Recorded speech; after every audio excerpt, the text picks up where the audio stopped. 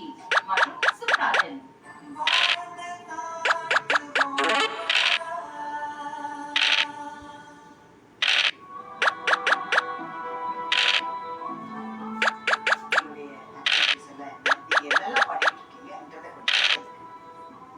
சகோதரி வளர்மதி, தமிழ்நாடு வீட்டுவழி பொருளாதார நல அறக்கட்டளை மற்றும் தேசிய வீட்டுவழி பொருளாதார இயக்கம் அமைப்புல பொறுப்பாரு.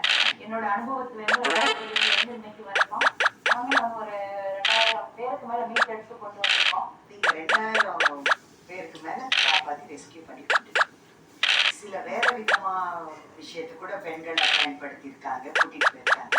அவங்களையும் நீங்க காப்பாத்திருக்கீங்க.